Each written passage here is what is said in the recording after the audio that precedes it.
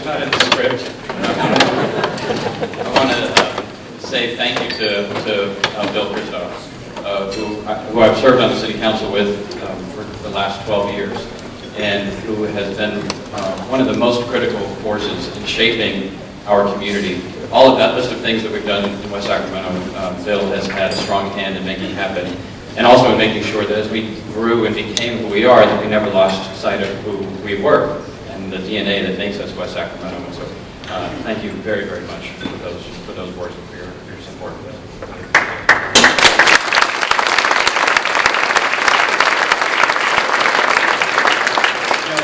A year ago, at this very same event, we celebrated our 20th anniversary as a city. And two whales brought the party to the whole world's attention. This year, we're celebrating another one of those kinds of milestones. You probably don't know this, but this is the sesquicentennial of one of the most important events, not just for our community, but for the whole region. I'll bet Mike McKeever from SACOG doesn't even know about the sesquicentennial. 150 years ago to this year, the very first bridge was built to span the Sacramento River.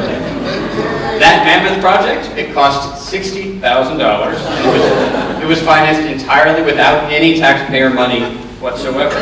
It would have been quite a deal today, even adjusting for 150 years of inflation. That's not even $2 million for the first bridge across the river. Of course, you don't get that many bells and whistles for less than $2 million when you're building a bridge. It was a pedestrian-only bridge, although they did allow horses and wagons to cross as well. It wasn't because of neighborhood objections to something other than pedestrians, and it wasn't because of traffic studies. It was because we just hadn't invented the automobile yet. The bridge wasn't built to accommodate streetcars either, and that was unfortunate because streetcars had been invented, and they were already wildly successful, and they had been for a quarter century in other American cities. Getting that bridge built was a tall order with major opposition from a certain side of the river. See, the private company that paid for the bridge did it with a toll of, in today's money, about just over $1 per person, plus a whopping $28 per person if you wanted to bring a wagon. That's a pretty steep toll for today's equivalent of a 16-wheeler to cross, but it was still cheaper than taking the ferry across the river. And that's the reason why this side of the river didn't want the bridge.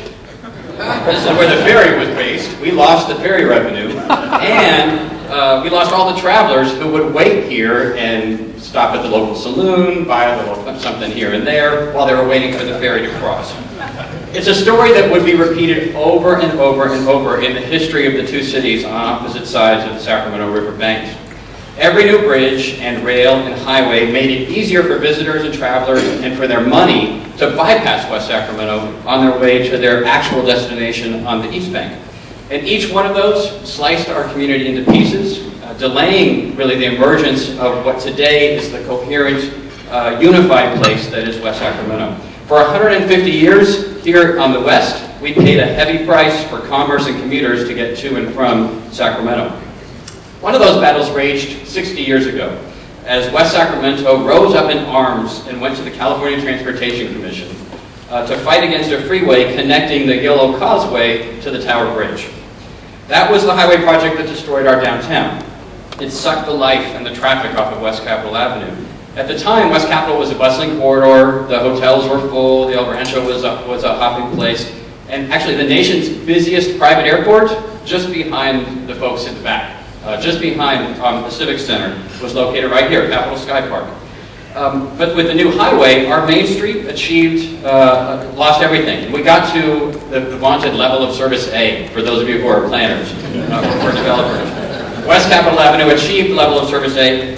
That's a state of free flow for cars, which is just a fancy way for traffic engineers to say nobody wants to go there anymore. And so was the sweet justice earlier this year in January, when we opened up the new and improved Tower Bridge Gateway, which is that highway. We reclaimed the highway that we fought so hard against to be our main artery for the city, to reconnect our Main Street right here to the waterfront districts. Sweet justice because a large part of that money for that program, for this redesign of Tower Bridge Gateway, came from a competition at SACOG that ultimately had to be approved by our old nemesis, the California Transportation Commission. So when we proposed the Tower Bridge Gateway project, We outcompeted everyone. We won more funds for that project than any other city or county in the region for a community design project. When we all together helped to craft the region's blueprint for the future, we and our neighbors in other jurisdictions decided that a lot of the action over the next 50 years for this region was going to happen right here in West Sacramento.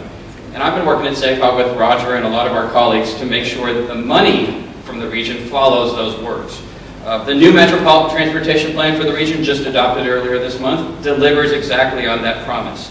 And West Sacramento today is one of the leading contenders for major funds from all three of the big state infrastructure bonds, Prop 1B, Prop 1C, and Prop 1E. In total, we're strong competitors for $185 million of state bond funding, and that's just this week. We're going to be back again in a month for more. We are in a completely different place than we were begging when we were begging the CTC 60 years ago to stay out of our territory. Now, the Tower Bridge Gateway project was simple. It was just, you look at it today, you go, well, it's obvious. It's just some lanes, some bike lanes, some sidewalks. What's the big deal?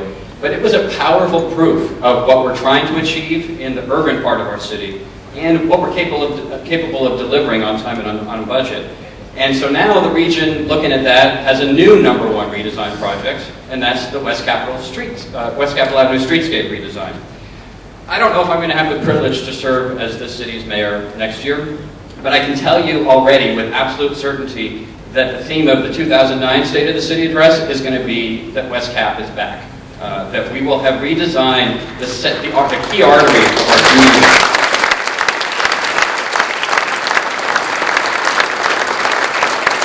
What we are proposing to do on West Capitol Avenue, again, seems simple. We're going to narrow the street. We're going to widen the sidewalk. We're going to lay the foundation for streetcars. We are going to re-landscape. We're going to encourage development to be closer to the street and taller, to create, for those of you who are into planning, to create a sense of being in a room on our downtown. It's simple things, but it adds up to what it takes to create here what the folks in Woodland have on their main street, or in Folsom, or in so many other towns that didn't have the CTC destroy their future. We're going to recreate that here. This project has captivated not just us, the City Council and our staff and the community, but folks from throughout the region who made this the #1 community design project again. West Capitol is not just going to get redesigned, it's going to have some amazing new projects right on top of it. So just across the street, we've been talking about this for years because nothing happens without a lot of blood, sweat, and a lot of time and environmental review, but we are going to be breaking ground this year on the major project across the street, our brand new library, which will be a fully modern, state-of-the-art library.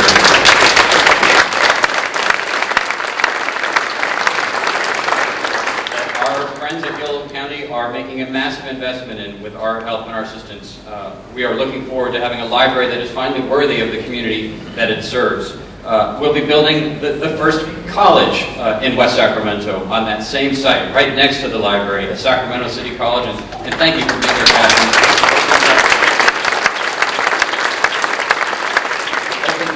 Full-service center to serve the residents and people and businesses of West Sacramento on that site. We'll be opening up a new community center, because we can't do everything in this one room in our town. And then we'll also provide important services and a gathering place and a place for services for seniors and folks of all generations in West Sacramento. And we'll be creating it as a transfer center for all of the transit that will be serving our community. That's important because the SACOG money that we got will also be getting West Capitol Avenue ready for the streetcar system. And I know when we announced 2 years ago we want to do a streetcar, a lot of folks are like, oh, it's just another one of those projects that people talk about that never happens. We have been working furiously on this project ever since. We, along with our partners at the Yolo County Transportation District, RT, and the City of Sacramento, to make this project a reality. And I'm very pleased and proud to report that we are right on track to make this happen. We've done the basic preliminary engineering. It's possible. We've done a financing strategy. It can be paid for. It can work, and it will help to shape exactly the kind of elegant urbanity, I guess is what I heard Jerry Brown say, which is, I've never quoted him in my life, but Jerry Brown said at the Democratic Convention over the weekend something about elegant urbanity, and I thought that will be just enough to turn out all the people who hate it. But it will allow us to shape development in a way by being a pedestrian accelerator, a brand for the waterfront districts, that's exactly what we need, that will connect our Main Street, our downtown, our waterfront districts, our Rayleigh Field, with Old Sacramento, downtown Sacramento, the Capitol, and Midtown. All of the greatest amenities in the urban core will be linked together through the streetcar system. Of course, we have to find a way to operate it too. And so tonight I want to make my first big announcement, and that is that I'm going to be asking the City Council to propose to the voters in the next 90 days an extension of our Measure K to help fund operations of the streetcar system. West Sacramentans in 2002 approved a special quarter-cent sales tax to support investment in roads and transit and other community facilities. And it expires in 2012. Just at the time that we intend to open up the first streetcar line that would connect us all the way down to Midtown. And if we get it right, it'll be about the time that we're ready to go on a second line that runs north-south down our waterfront, hopefully connecting to Southport. But transit of all sorts requires some sort of public investment, and we know we can do this. Our community has supported the sales tax for transit in the past. Our last Measure K included allocations for heavy rail and for light rail. So streetcars are a much better bet, and it will help us to achieve our development vision. And so I'm going to be asking the City Council to consider placing that before the voters this November so that the capital investments that will have to come from all of the other partners, in addition to us, for the streetcar can be made with certainty, knowing that there'll be a core of support ready for its operations. Now, I'm going to be talking about a lot of these things this evening. I see only 8 months of my mortality left to get everything done. And I'm sure some of you by the end of the night will either be super impressed with what we're proposing or you'll be aghast at our just sheer moxie about what we think we can accomplish here. At what must seem like utter disregard for the national recession and for the pause in the regional housing market. It isn't any of that. The impact of subprime mortgages is being felt hard here in West Sacramento and by many of our residents. Over the past year, nearly 230 homes have entered foreclosure. It's less than 2% of our housing stock, but the impact hits more than just the folks who lose their homes. Neighborhoods get threatened by neglect, vandalism, and crime that can accompany empty houses. And it's why our Housing and Community Investment Department is working so hard with local residents to help make sure they don't get caught in losing their homes. And why our police department is intensifying its efforts to deal with the consequences of home abandonment. And it's also why we've worked hard to diversify our housing stock. I should report to you that the condominiums in West Sacramento, the higher density project in West Sacramento, at foreclosure has held its value even stronger than other product in the community. And so our portfolio of a diversity of housing has made a difference in helping to insulate us from the crisis. But all the same, I'm not pushing to issue thousands of building permits for construction of new housing this spring and this summer. In fact, I've urged the City Council to firmly reject all developer requests for subsidies for housing construction in this market in this moment. Using public dollars to expand the supply of housing when property values and home equity are in decline is morally and fiscally irresponsible. Our local market does need time to restabilize over the next year plus. And frankly, our city, we need time to breathe. We need time to take stock of our progress, what we've accomplished, where we have gaps that we need to fill in from the recent round of growth, and to prepare for the inevitable rebound in a way that is responsible. We're one of the very few cities in California that is not making any layoffs and that is not making any drastic cuts in public services or safety. We've managed our revenues and our spending and our reserves with a lot of care and prudence, and we're prepared for this storm. We have the resources not only to stay the course about what we have been doing, but also to dive into the sort of visionary planning that you can only do when you're not issuing a building permit every 10 seconds. And also to make some of the critical infrastructure improvements that need to be in place before the next round of development occurs. Now, in addition to the market, I know some in our community and elsewhere also see the sky falling because of the threats, both real and regulatory, of our levee system. And we could just let ourselves be inundated by despair and finger pointing and let our future get destroyed by ourselves before a flood ever has a chance to do it, by simply sitting around and worrying about how horrible it is. Or we could do what you just do in West Sacramento, and that is roll up your sleeves like we've done for a century and just get to work on the solutions. And constantly remind ourselves that West Sacramento and its people have never been better protected against flooding than we are today. Now, a century ago, it was new development and parcel taxes. It should sound like a familiar formula for all of you who worked so hard on this last year. But 100 years ago, it was new development and parcel taxes that generated the equivalent in today's money of about $60 million for the construction of the massive levee and reclamation project that still protects West Sacramento to this day. We also planted 11,000 trees as a mitigation even 100 years ago. That was with a base population of about 1,000 people, an economy that was based on farming, fishing, and canning. Today, with 45,000 residents, IKEA instead of a struggling cannery, and the region's most diversified local economy, of course we can get this done. We've been up to much tougher challenges than this in the past, and we have always succeeded. And we are taking aggressive action on flood control. We're in Washington, D.C., or in the state capitol, working with every possible agency. We are out there doing our own drilling, our own testing, our own engineering, getting ahead of every other agency to make sure that we remain the best protected jurisdiction in the region. And I mentioned the state infrastructure dollars, and that leads to our second announcement. We are in the hunt at West Sacramento. This is way ahead of schedule for $150 million in state funds to improve our levees now. Now, last year when we reported on what we were trying to accomplish in flood protection, we were hoping to garner $150 million from the state for flood protection over the next 7 to 8 years. We hope we are in a competitive hunt at the moment to get $150 million in the next 7 to 8 weeks. This will be a massive...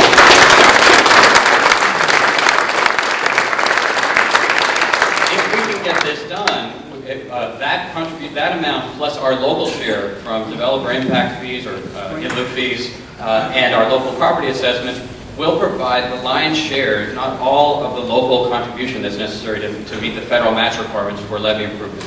That is huge. That means that we now have a financing plan if these state dollars can come through, and it's all on Bill Panos to achieve. But if we get this done, then we are on the way with a very specific, direct time frame for getting the job done on levee improvements.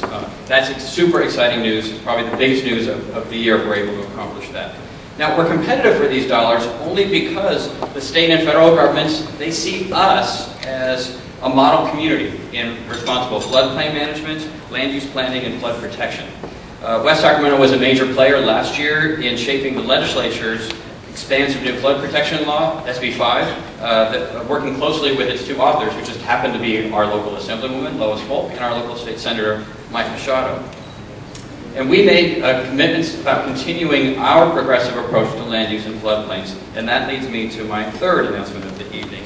And that is that we're intending to reject annexing new lands into the city for development until we've fully satisfied our requirements for protecting the lands that we already have in West Sacramento. We do not intend, I'm working very closely with members of the City Council, Oscar Villegas and Bill Christoph in particular, to continue West Sacramento's statewide leadership on responsible floodplain land use to make sure that we remain a model community and that we protect our existing lands first and our existing people and businesses first before we expand to the north or to the south or even to the east. So despite all the external economic forces that we're facing and our levee challenges, all of which are real, I have to tell you, I'm so unabashedly bullish on West Sacramento that it might be enough for even some of you Chamber of Commerce types to blush. But I'm not alone. 77% of West Sacramento voters say we're on the right track. This is not city polling. I've had reason for other purposes to ask voters what they think. 77% of West Sacramento voters say we are on the right track. That's the highest level of confidence and optimism of any place in Yolo or Sacramento counties, and by a huge margin.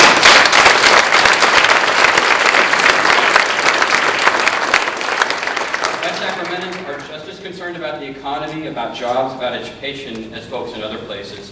But they're actually quite satisfied with how we're handling growth and development and traffic and public safety and environmental sustainability and government integrity and accountability.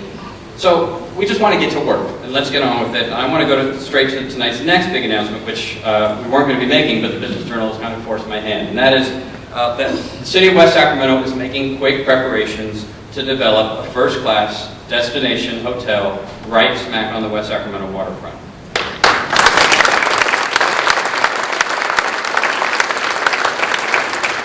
Of course, it would be a big benefit to, and it's spurred in large measure by the development of the STIRS headquarters building, which refocused the region and the market on the potential which exists on the waterfront. The hotel will occupy the prime waterfront property right in between our city's two most iconic landmarks, the Ziggurat and the Tower Bridge. That's about all I can tell you about it.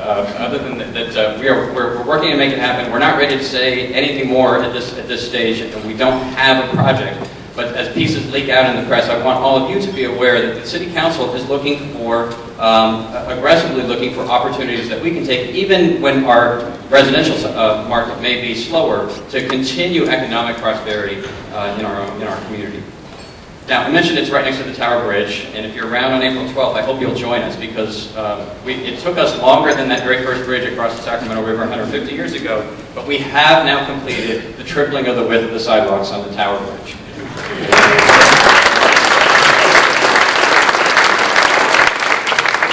And this is a simple project, but it's so critical to making the waterfront district on both sides of the river come together, and for Old Sacramento and the Triangle and our downtown and other areas in the waterfront districts to feed one another, and to make it possible for pedestrians and bicyclists and folks with wheelchairs or strollers to easily get across the river. And so that project we're very proud of. It took a longer than we had hoped, but we're very proud, and I hope you'll be able to join us for the big celebration on the 12th.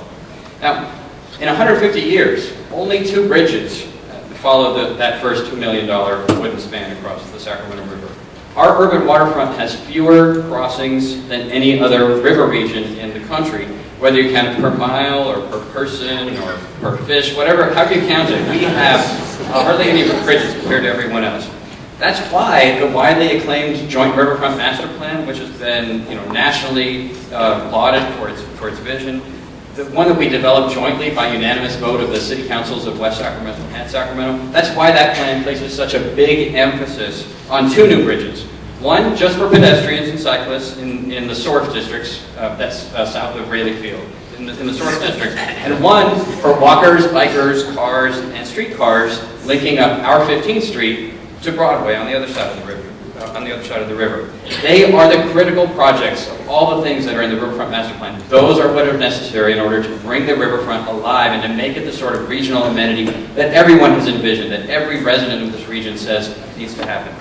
It's the #1 regional project for improving circulation and protecting the urban core by making sure that I-5 and Highway 50 don't become completely gridlocked any faster than they're on their way to becoming, so that the urban places that we're creating remain accessible and that urban living remains possible. It's why Caltrans is a major supporter of the so-called Broadway Bridge. And it's also why we're so interested in making sure that we have options there for emergency response and evacuation. It's critical to making that elegant urbanity possible that Jerry Brown talks about, and to creating a river loop that connects the Tower Bridge and the southern part of the waterfront and makes transit and streetcar and walking and biking and every other form of transportation a reality. And so, yes, I know it's controversial, just as Raleigh Field was controversial for some, IKEA was controversial for others, Metro Place of Washington Square. Everything we've ever done in this city has required some level of controversy in order to get passed. And we will. This is a project that is a big benefit to the city of West Sacramento and to the city of Sacramento and to the region. And I'm confident that we will be able to continue through our work with SACOG and with the city across the river to get that project done. It's super important.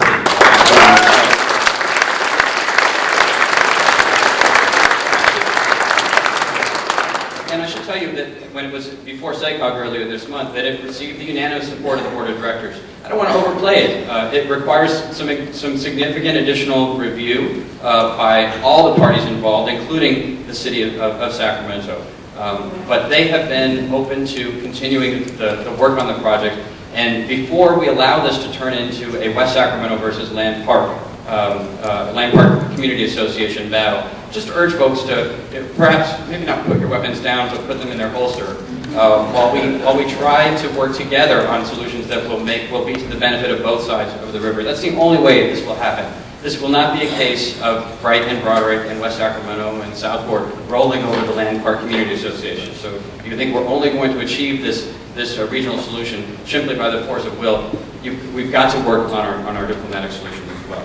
So in addition to the bridge, the waterfront requires some other infrastructure projects which we're undertaking as well, including removal of the rail. This Wednesday, the City Council will be taking up the next step in rail removal as we contemplate acquisition of the Weyerhaeuser property. But we're doing more than just build things in the Triangle. What we realized is we want to create a place that is centered around walking, that is for pedestrians, that has traffic, that isn't level of service A because nobody wants to go there, but that is full of life and healthy congestion. Maybe Jerry Brown would call it elegant congestion. I don't know. But where the density creates the opportunity for vibrancy and a kind of lifestyle and a kind of entertainment that you can't experience elsewhere. We want to accomplish that. At the same time, we realize that our existing triangle master plan for the area south of Rayleigh Field is too expensive to build. This year, we made a fascinating discovery. We could improve what we wanted to see happen in the triangle by getting narrower streets, some streets with no cars on them whatsoever, buildings that came closer to the street and created that sense of room, and build a plan that was cheaper on the infrastructure side. That this was a classic win-win that allowed us to deliver a much better neighborhood for our citizens and for the region, and while at the same time making it possible to build in the first place. And so I want to publicly acknowledge and thank the property owners in the Triangle who have worked with us to help us achieve a greener, more walkable vision for the Triangle and its street grid, while at the same time making it more possible for us to achieve those goals. And we're going to help them. So here's tonight's next big announcement. We haven't had any drama about this. We haven't had any barbs trading between projects along the waterfront. But the City of West Sacramento, in conjunction with the Triangle owners, are going after $23 million in the Proposition 1C pot money. Now, you've read about the battles between Township 9 on the Sacramento side and the rail yards. We're not fighting. We're just putting in what we think is the best project for the region, and we're going to get that money. So, if you know any folks that can help us, this is an area where that level of investment would be critical to get the infrastructure going for what really is one of the showcase projects for the whole region. Because what we're trying to do in West Sacramento is to create a portfolio of places. Partly for the economic reason I described earlier, but partly because we're all different. And at different points in our lives, we want different things. And sometimes we want a large home on 2 stories in a subdivision with a large park and a golf course. And maybe at another point in our life, we want to live on top of a dance club and a bar. At another point in our life, we just want to be near a neighborhood community center where we can go and play bingo or poker. That we want to create a community that has all of those opportunities at all times for all of us. And that retains a sense of character. This is an area where Councilmember Mark Johannesson is focusing some work. We don't want to create a portfolio of places, all of which are organized around our friends at Quiznos and Starbucks and Blockbuster, but that have a unique sense of place, just as the existing neighborhoods of the city always have. And it's one of the reasons why when I go and talk to folks at the Nugget, there's more excitement about Streets of London than there is about Lowe's. The idea of having smaller restaurants that aren't necessarily chains or fast, and where not everything is deep fried, creates a sense of possibility and aspiration in our community that is finally being realized. It's why we're insisting that in Southport, the village concept that was the whole point of the Southport Framework Plan and our vision there be the centerpiece of all new development projects that occur there, and that we achieve the density levels necessary for those villages to really emerge and be healthy and to thrive. That's what we're doing. You've seen on the slideshow this evening and during the reception time some of the projects that are coming. And in addition to those village centers, golf courses and places for horses and a full range of amenities that would be available in exactly the same place that will also have those dance clubs and child care centers and community centers and Russian churches and everything else that makes life worth living here in West Sacramento. And a Southport that is the gateway to the Delta. And to the Clarksburg wineries that Supervisor McGowan worked so hard to make one of the most thriving agritourism districts in Northern California. That this community in the southern part of our city is going to open up a whole new range of opportunities and a new definition of what really fantastic suburban development can be all about. So we're excited about all of that, but it's happening everywhere in the city and not just in the new developments. 50 years ago, to the day, the Yolo County Board of Supervisors, and I just for disclaimer, Mike McGowan was not there yet. 50 years ago, the Yolo County Board of Supervisors turned down the very first redevelopment plan for Broderick. It was a $500,000 redevelopment plan that would have put Broderick on the map, but the County Board of Supervisors turned it down, and we're now trying to pick up the pieces today. So it's much harder than doing these sorts of changes in Southport with all of its master plans and developers and impact fees. It's harder than the urban waterfront where we're starting from scratch and just have raw land and property owners ready to go. So we have to do it a piece at a time. And it's tough work, but it's the most important thing that we're doing in the city today. We've got anchors for that new investment to occur in Broderick and in Bright. whether it's retail services or cultural amenities, things like Washington Square and its development, STIRS, the California Indian Heritage Center, the Rivers development. Small changes are happening that add investment vitality to our core neighborhoods. But it's change that has to be owned by the community and by the neighborhood in a way that doesn't exist in just pure raw brownfield land in the Triangle. And so we're making small changes, one step at a time, that are neighborhood driven. And the best example of that is the Broad Oak tree planting. That's why we were so pleased to acknowledge their work this evening. The tree planting is a part of the full range of green strategies that the City Council has adopted and is moving forward on. I want to particularly point out the work that Mark Johannesson and Wes Beers and Oscar Villegas and Bill Christoph have been doing on transit issues on the City Council to try to look at innovative technologies, innovative approaches to financing. Transit is the centerpiece of almost everything that we're doing today. To assure that as we're creating new places with different levels of density and urbanity, that we create the possibilities through streetcars and other options for people to move around without using their car. Our strategy isn't to make the car so horribly inconvenient that nobody wants to do it, that people feel forced to walk or bike or take the bus. We want to make other options available, attractive, safe, convenient, and reliable, and frequent. So you do have a full suite of choices in front of you. Now, our education system, I want to report, is improving dramatically. A couple of years ago, I devoted almost this entire speech to blasting the school board and the district for our failure as a community to come together and address the serious achievement gap in West Sacramento. And the board has stepped up, the teachers have stepped up, but more importantly, folks throughout the community have taken on the process of achieving high standards for all kids in this community as our charge. This year opened up early college prep, UC Davis's early college prep, and I want to acknowledge, in addition to Catherine Jeffrey, also Dean Harold Levine from the University of California Davis School of Education, who really spearheaded this project and gave everything he had to make this project happen, in addition to the work of the school board. Early college prep is already serving over 100 local kids who are from families who, for the most part, would not have had the opportunity to go to college. And many of these kids will now have the doors open for them in a way that they never could have contemplated before. It's also a laboratory for innovation and entrepreneurial approaches to education to occur right here in our city so that all the schools can benefit from what we're learning at that early college prep school. So I want to, again, we've done this for the last 3 years, but acknowledge UC Davis and Sacramento City College for their leadership.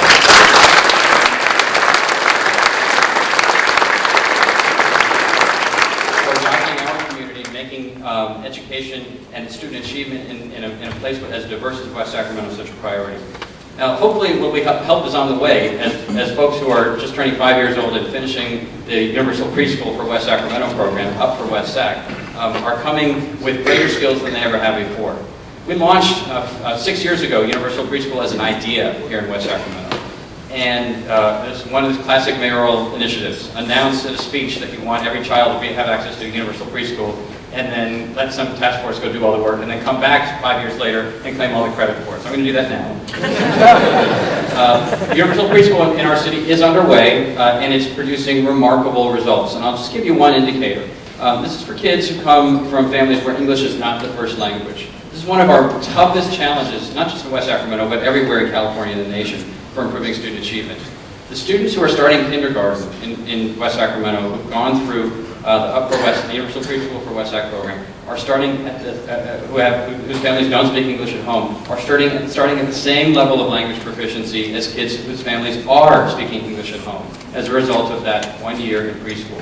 That's remarkable. And we hope it's sustainable and expandable and scalable. But that's the sort of work that we must do in our community if we're going to bridge the social divide, the class divide, and the opportunity divide in West Sacramento. And so I want to salute the school district, our city team, the county, the First Five Commission, all the partners that have come together in order to make this program successful. You're going to have to do a lot more work, all of us are, to make it, to scale this up. But we're onto something here, and we're making a difference in kids' lives and what the future social cohesion and opportunity in our community can be all about.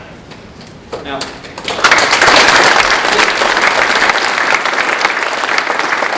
is my 12th year in office, and I've been giving State of the City addresses since 1998. And I know this speech might seem as though it started in 1998. But I have to tell you, this has been the most fulfilling job that anyone could ever hope to undertake in a lifetime. As we've emerged, though, our battles and our opportunities have also scaled up. Levees and flood protection, climate change, education, smart growth and infill, securing the regional and state and federal money, shaping all the external forces that used to determine our fate. That's a lot different from what I ran on, which was to not have gates on one street and not cul-de-sac something else and to fill a pothole around the corner. What we're trying to accomplish, the order of magnitude, is just so much more significant. So I have asked the voters, as Bill mentioned, to consider sending me to the legislature because that's where I think I'm most needed now, and where I think I can advance furthest the aspirations that we and our neighbors have for our communities. But this is the place that I love. It's the mandate that I've cherished. It's the job that I've embraced. No city has so completely transformed itself in Northern California. And we're all proud that no city is more admired than we are. We're a confident, hopeful, ambitious town that now constantly challenges ourselves to get better. And we fight like dogs, and when we're done, we come together as a team to get real results. This is not a one-man show. And this has been a team effort that has been really, really, really remarkable. Now, there are some ingredients that have made West Sacramento distinctive. First is that we love to risk saying yes. In so many places, it's easy to get a no answer. But we love to take a chance and say yes to something as crazy as two inexperienced people who want to build a ballpark. We like taking risks here, and that has made us successful. We're also, West Sacramento is one of the most interest group-free zones in the region.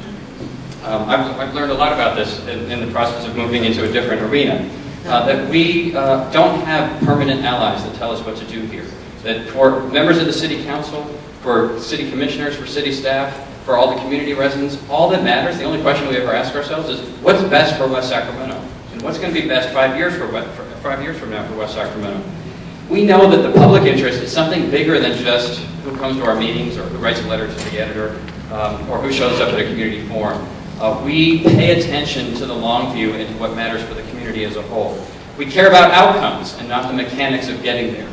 You won't see our city council spend a lot of time on you'll see Oscar spend a lot of time on exactly what you should use to resurface a street. But other than that, we don't spend a lot of time on the details. Our approach is to hire amazing, talented, super dedicated people and let them get the job done. We're fiscally prudent, and in the last decade what's distinguished us is that we have taken a regionalist view.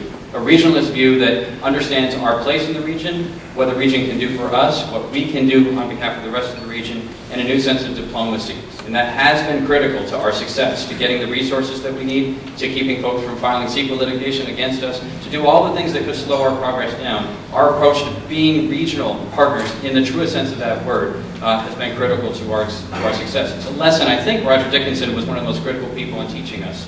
When he stepped across the river and said, "I will help with Rayleigh Field," along with Mike McGowan. We had two folks who reached in and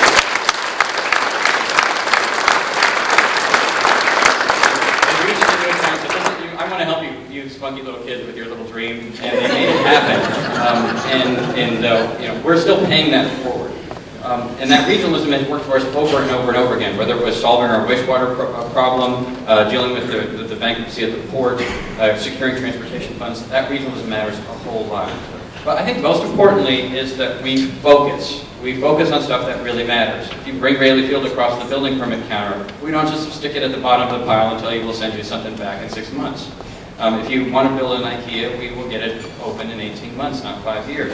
That we are able to focus. And it's important because you think about what we're doing today. This is a city of 45,000 people. We're the second smallest city in Yolo County with the tallest building. But what we're doing is one of the nation's largest levee projects, a $100 million hotel, 2 bridges over the Sacramento River, and another one over the Barge Canal.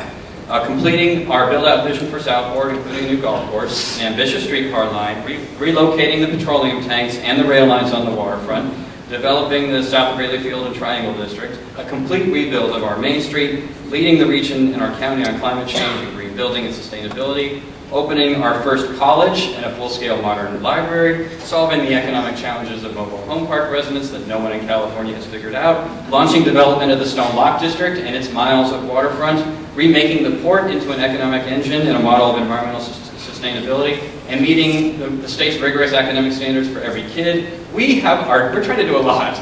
We have a lot on our plate, in addition to making sure that the toilets flush, that water comes out when you turn on the tap, that the trash gets picked up, that the soccer fields get mowed, that the fires get put out, and that the bad guys get caught.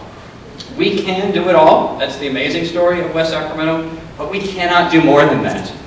To those of you who want the city manager, who call me up and say, I need the city manager to spend a day working on this, or to your project, or to your idea, or to your complaint, or to your suggestion, to those of my colleagues who have just one more thing to our staff before our staff to follow up on.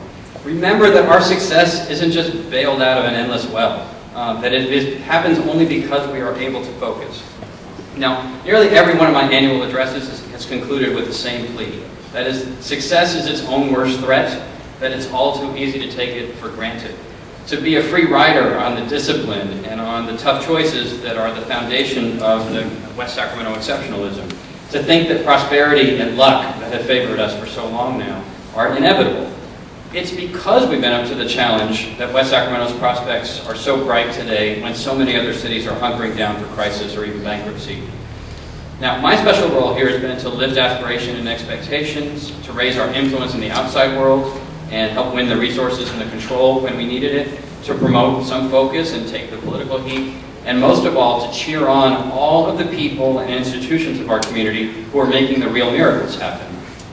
It's in the council members of the city and their staff and the commissioners who avoid the easy path of accommodation and pandering and always look to the present and to the future of the whole community. It's in the businesses and the property owners who stick it out for the long haul, who keep rooting themselves deeper and deeper in the social fabric of the community. Even when they try to get out, they just can't help themselves. They just keep coming back to West Sacramento. It's in the children who inspire us to look at this place with both wonder and impatience at the same time. It's in the citizens who plant a tree at the neighbor's house, who volunteer at the library's magazine sale, who sign up for the Chamber's Project Pride committees, who guide visitors and school kids through our city's historical museum, or who coach youth soccer. That's what's making West Sacramento so amazing. That is what is the West Sacramento miracle is in each of us, and it is in all of us. The last 20 years have been pretty extraordinary, haven't they? I hope all of you are up for another round. Thank you all for this evening. Thank you all.